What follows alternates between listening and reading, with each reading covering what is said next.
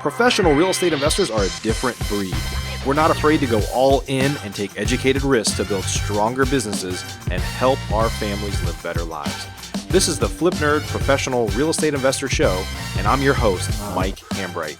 Each week, I host a new episode live and bring you America's top real estate investors as guests. Let's start today's show.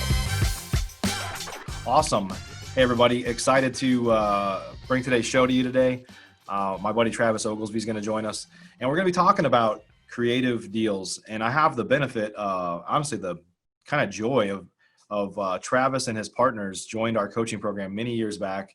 I don't think they'd really ever done a deal on their own, dabbled around, and now they're doing 12 to 14 deals a month. Pretty amazing. So excited to talk to these guys today. Hey, Travis, how you doing, buddy? Hey, man, I'm great, Mike. Thanks for having me on here, man. Feels good. Excited to have you here. I know you're about to go hunting, so we caught you right at the right time. You're about to go. You've been killing it, and you're about to go kill it another way, I guess. So I'm trying, man. Trying. Yeah. So, hey, man, I'm really excited to have you here. A lot of people don't, if they don't know who you are, we still work together. We do some things together, and we've been friends for how long's it been? Like, when did you join that first program? It's got to have been close to 4 years ago, 3.5, 4 years ago. Yeah, it was like late 2016. Because Investor Fuel, we just crossed 3 years, and you were previous to that. We had the Investor. That was the name of the coaching program. You remember, was the Investor Machine. We've kind of repurposed that brand now. So that was the Flip Nerd coaching program. So that's been, I don't know, a long time. Seems like a lifetime for us. It feels like it. It feels like it too, man. I've got 2 kids since then, I guess 1 kid and 1 on the way, and several deals, and a lot of lessons learned in between there. So yeah, it's been good. Yeah. Hey, why don't you kind of talk about your background a little bit before we kind of get rolling here? And then guys, we're going to be talking about doing creative deals today. So Travis has, they've pivoted a number of times, just like all of us do, and kind of found their way. And they started doing a lot of creative deals, owner finance, sub-twos, things like that, and are really kind of hitting their stride with that as a strategy that they've kind of put in their mix. So before we get into that, Travis, why don't you talk a little bit about your background, how you got started in real estate investing? Definitely. We'll end on the touching the stride, and then some of the hangups with the strides that have came with it. So prelude. So before we there's 3 of us that own this company. So it's me, Sam, and Vic. And whenever we all kind of joined this real estate thing, and fortunately, we met Mike relatively soon after, because I was just on Zillow and Craigslist every day trying to make an offer through a real estate agent trying to buy a house or a rental property. Met Mike and were able to go through his coaching program. And it probably took us about, I think the first guy to exit his job, I think it took us about 1.5 years for Sam to finally, maybe 1 year, 6, somewhere in that range, about 1 year to be able to fully exit. So we were generating enough income for 1 full-time partner to exit. And all 3 of you guys had jobs, and then you kind of like helped each other quit their jobs, right? Yeah, it was like a domino effect. So once Sam kind of got out, Vic was shortly after him, and Vic had a really, he was on a GM track. He had a really powerful job and definitely took a big pay cut to quit. But I think it's worked out relatively well for him. And then I was a medical sales guy, so I had a little bit of sales experience and was able to exit, soon after that too. So, we've probably all been out now for 1.5 years plus, or more maybe. So we all had our jobs before. We've all been doing this full time. And whenever we kind of first exited, now I'll segment into like real estate. Now that we all got out of the jobs, we really started setting some goals of like accomplishing 3 to 4 deals a month. Like, to us, the most important thing was doing the maximum amount of deals per month. So, as we all know, that's really not the most important thing at all. It's just the quality of the deal. But so we set a target of doing, 3 or 4 wholesales or flips a month. So the objective was 2 wholesales to generate $10K a piece at a $20K profit margin, and then 2 flips at $20K a piece to generate $40 to hit a $60K revenue goal to meet like all of our marketing requirements and us to be able to keep the lights on at home. We went after that. Man, we probably did that for 4 or 5 months, because we went to a couple Investor Fuel meetings in between there, got some text message marketing turned on in that time frame. But man, was it it's still a grind today, but man, was that a grind, trying to hit that mark and hit that metric. And get contractors to show up and finish jobs on time. Yeah, everybody thinks, once you're in this business, most people that are watching this live in our professional real estate investor network group are professional real estate investors. They know what you're saying now. But a lot of new people, when you first start, you're like, oh, you just find a house and make it pretty and sell it and make a ton of money. It's like, there's a little more to it than that, right? So there's a lot of ups and downs, emotional, financial, a lot of stuff. And one of the things that is just amazing about you guys is, for those people that don't know Travis, like these three partners, we call them Team Nitro. These guys are honestly totally, and I'm sure that your relationships have had ups and downs. I mean, that's how all relationships are. But you guys are, there's something, it's kind of hard to explain. There's this bond with you guys of supporting one another, like the way that you guys were literally allowing somebody to quit their job, and then we're going to kind of pay him to be part of the business, even though he's not really probably earning that yet. But just we can't move forward as a team unless we put some resources behind this. And the way you guys kind of assisted one another is pretty amazing. So I know you guys have a special bond there. So yeah, it's a definite challenge to be married to two other people as well as your wife. Right. So it can be difficult in those partnerships, man. But that's, that was kind of one of the things, because whenever we would get mad at, you get frustrated, you get upset, because you would only do that when things went south. You weren't ever mad when everything was great and houses were closing on time and checks were cashing. So we were able to kind of understand, like, if we were, upset at a deal or upset with a decision that we made because our operating agreement set up, it was like, well, I still have something to learn from you because I'm not set up, I'm not designed yet to be able to understand that. Same way with flipping, same way with rehabbing. Like, there's always a way to understand, like, well, I have something still to learn yet because I probably could have done something differently. Yeah. So and the truth is we're always still learning, right? I mean, yeah, I've been in this business for 12, 13 years now, and I learn new stuff every day, every week. I mean, no doubt. Yeah. Yep. So we've been but I will say though, man, we've just been extremely fortunate. We've had a lot of ups and downs and a lot of headbutts, but we've also had so many more just great times and like really developing like, a true, like now it's become like a brotherhood or a bond, like Sam and Vic, they went to war together. Like, I didn't get to do that with them, but they have that bond, and now we've developed these other bonds, and it's just really cool. Yeah, that's great. That's great. Yeah, one of the things, I mean, we're going to talk about creative finance. Ultimately, we're kind of talking about teams now. I've seen a lot of partnerships end badly, and it usually ends because, and it's usually two people, not three. So you've complicated it even more, but or potentially complicated, right? Because there's more mouths to feed. There's more people that have some say or have a thought on it. But a lot of the partnerships I've seen fail are usually miscommunication and somebody feeling like I'm doing like 75% of the work, but I'm only making half the money. Like, why are you getting paid all this if you're not doing as much work? And that all kind of feeds back to communication. And I think you guys have done a great job of just openly communicating and deciding you're responsible for this, you're responsible for that, you're responsible for that. And we kind of have our own roles that we just go out and individually crush, right? Yeah. Yeah. So I'll touch on roles for a second, and we can kind of roll into a few other things too. So it's kind of neat now that it's like set up into silos and stuff. And so Vic, one of the partners, runs our complete private money division. So he's out there raising money. I believe he's actively setting up a fund, or some type of REIT, and he's just actively, on the streets. He lives in California. Our operation, we operate out, I don't think I touched on that, out of Georgia and South Carolina. So Sam, he is in Wisconsin right now, and he runs like the entire marketing division and plays a huge role in overseeing a lot of aspects.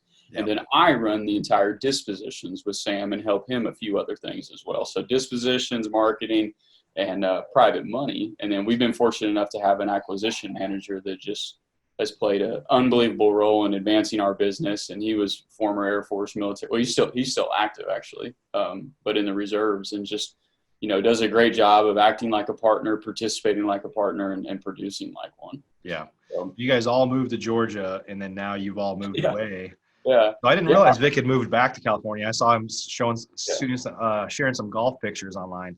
That's all he does. I feel Vic like moved into an RV, and you guys are all over the place. But where you're not is in your market where you're actually operating, which is pretty cool.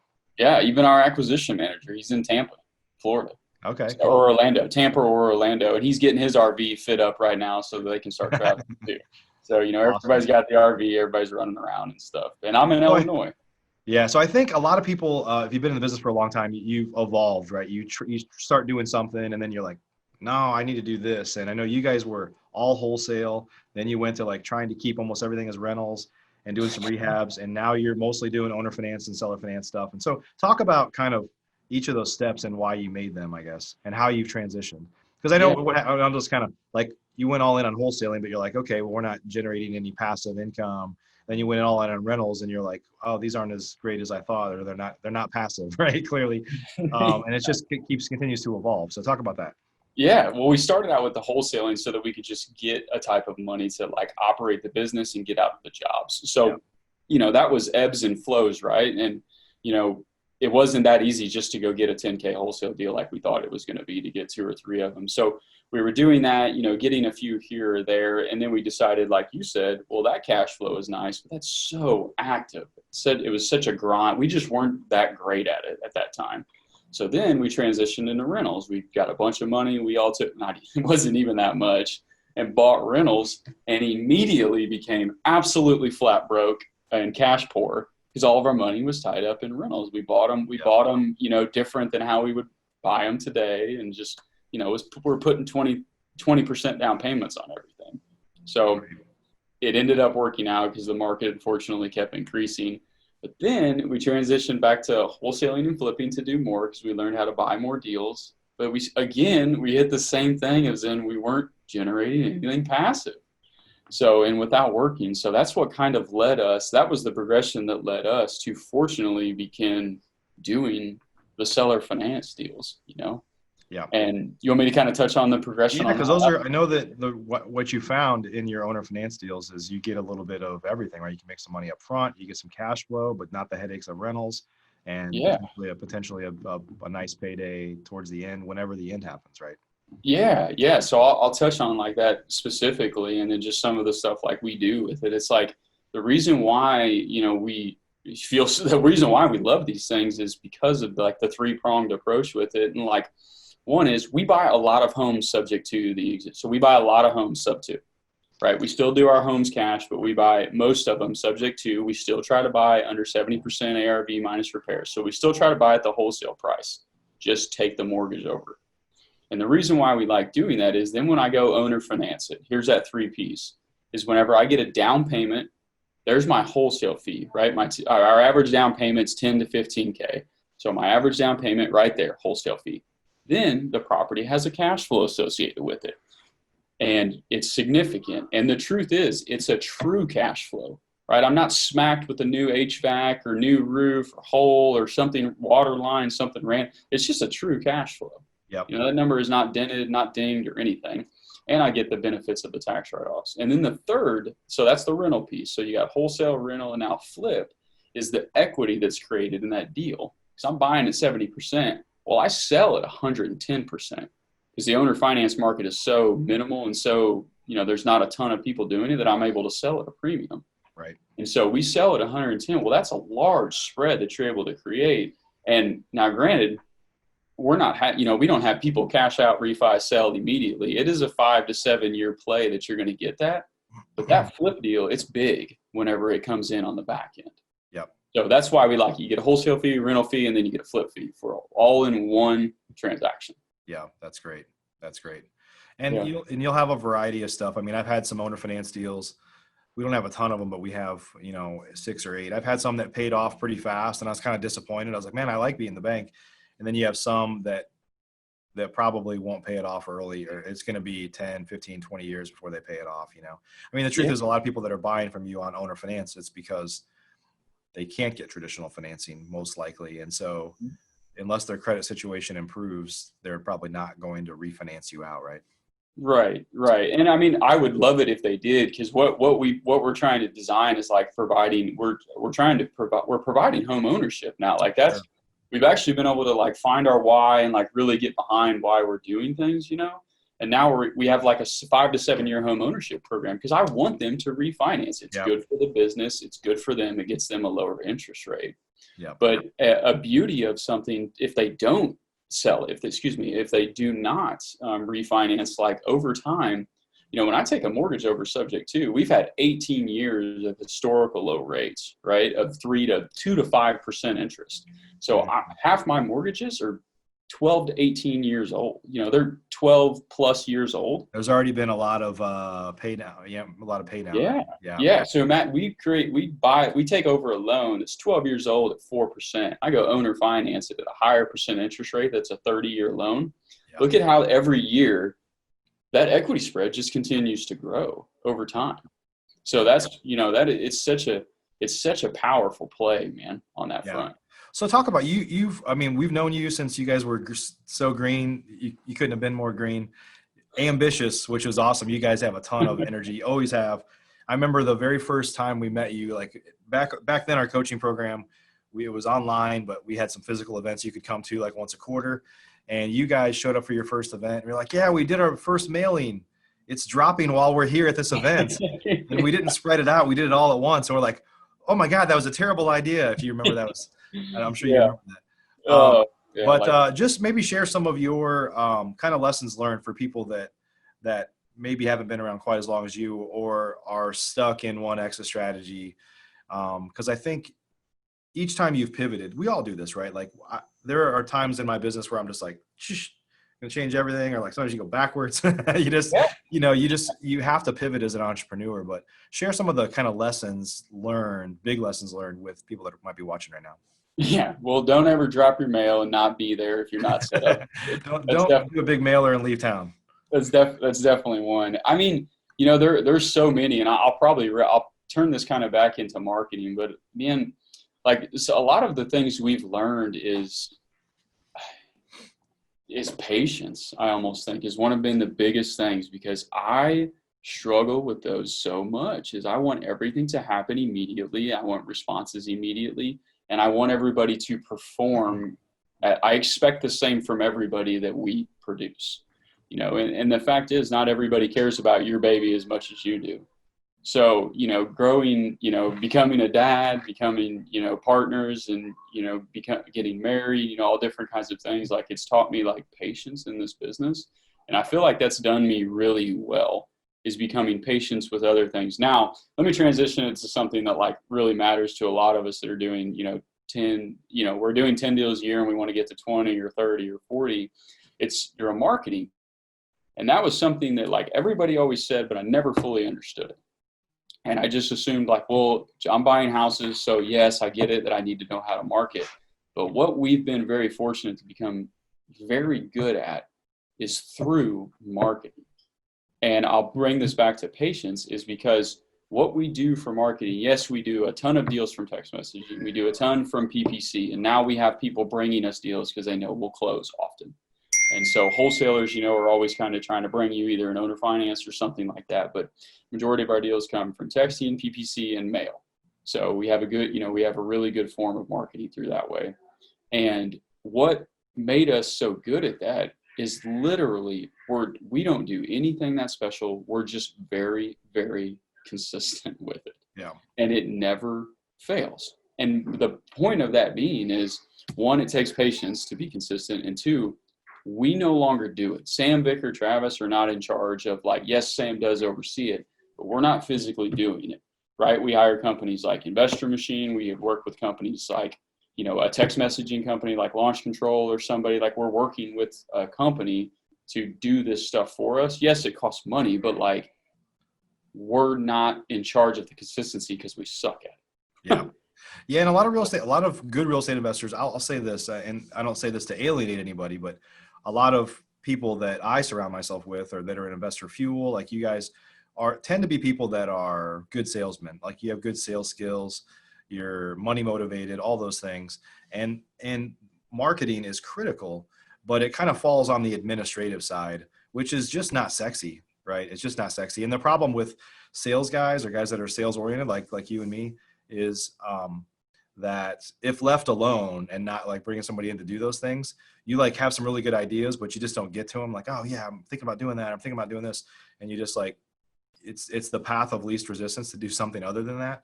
So what Yeah. happens is you look up every once in a while, you're like, oh crap, I was supposed to drop a mailer like 3 weeks ago and I didn't do it. So that's why we created the investor machine, which you've been a part of too, is just like we're doing mostly direct mail, a lot of data, a lot of analytics, stuff that's not sexy, stuff that most people don't want to do because it's hard work and it's just not sexy, but it's critical to the business. And it has to just be, every week, just boom, boom, boom, boom. Nothing sexy about it, but it's got to happen that way. Yeah. Yeah. And it just makes you, then you're able to, so once you become good at marketing or figure out the right people to work with, because whenever you're working with the right people, you got to be managing them, manage your P&L. You're able to focus on the other aspects of your business. Right. Like that's, because a year ago we were doing, a year and a half ago, like we were absolutely maxed out doing 3 deals a month. There was no way we could handle to do more than that because it took every single ounce of our being to do it. And now today it's, well, hey guys, I think in Q1 of 2021, I'd like to up it to 18. And it's just a turn of a dial. Yeah. At that. Now it's much more difficult than turning the dial, but it kind of isn't at the same time. Because I was able to put my focus into my disposition management team, my acquisition management team, my corporate entity structure of my business for protection laws and taxes and like all those things that I never had time to get to, now we can. Yeah. And like because the deal flows are coming in, right? If the deal flow doesn't come in, none of that other stuff matters. That's the case for scale too. When you're doing a couple of deals a month, and a lot of people are doing a deal a month, 2, maybe 3. Honestly, if you're doing a deal or 2 a month, you can't afford a team. You can't afford to outsource much, or at least that's in our mind. So we just keep like, well, I'll do it. I'll manage the rehab. I'll take the calls. I'll be the acquisitions person.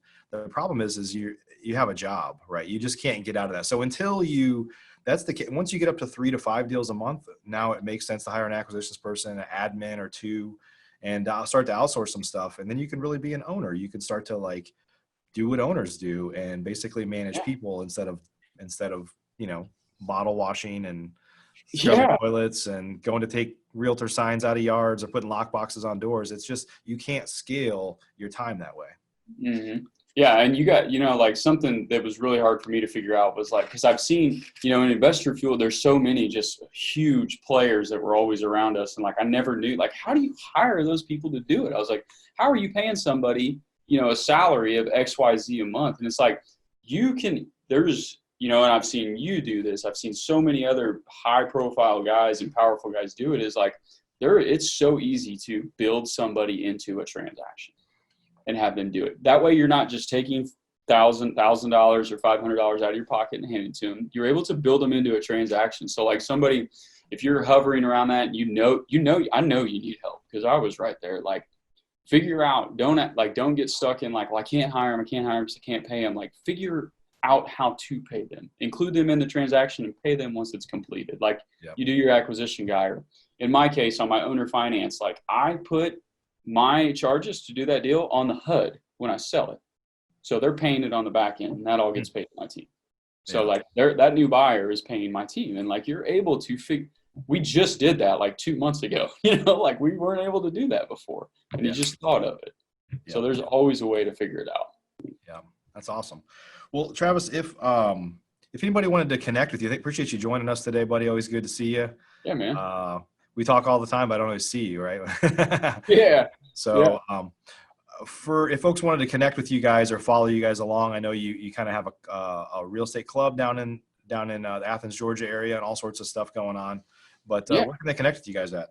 Yeah, I'd say so. I mean, we're a little bit of everywhere. I'm having troubles with Facebook right now myself. You're in jail, Facebook jail. I'm in Facebook jail, so I know I'm doing some right stuff if I got in Facebook jail. But I'd say probably one of the best spots is, we started to create a community called like Zero Gravity REI. So that's a really good spot. Vic does a lot with that, and kind of shows others how they can use their self-directed IRAs or kind of the private money aspect of the business. But if it's somebody that wants to get in touch with us, more directed on the investing side, Vic just puts us in touch with them. Cool. That's a Facebook page or group? Yeah, it's a Facebook page. It's a website. There's multiple other places. We'll add a link down below in the show notes here. So yeah, awesome, buddy. Yeah. Well, thanks for having me, man. Yeah, good to see you. Always appreciate you. Excited to watch you guys grow.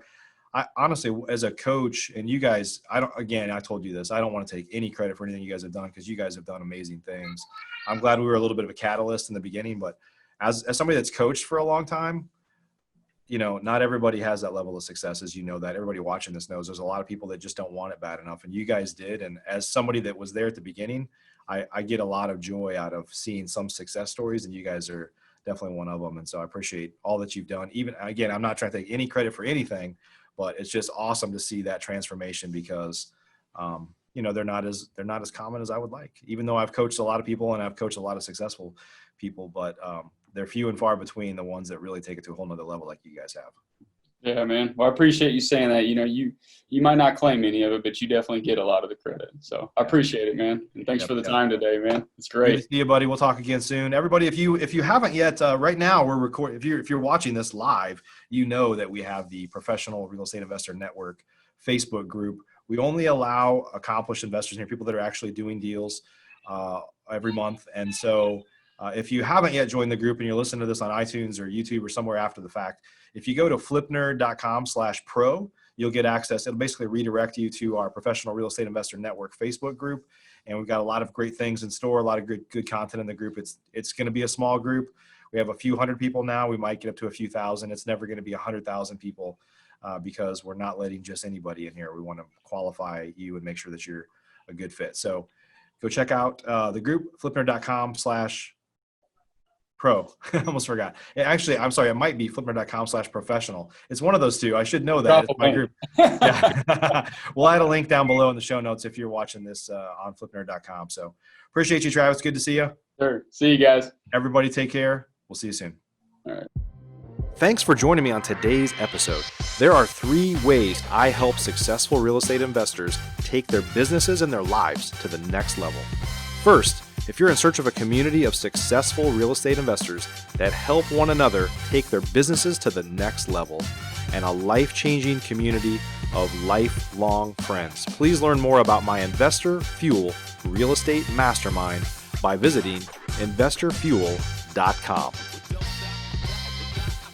If you'd like a cutting-edge solution for the very best done-for-you lead generation on the planet, where we're handling the lead generation for many of America's top real estate investors, please learn more at theinvestormachine.com.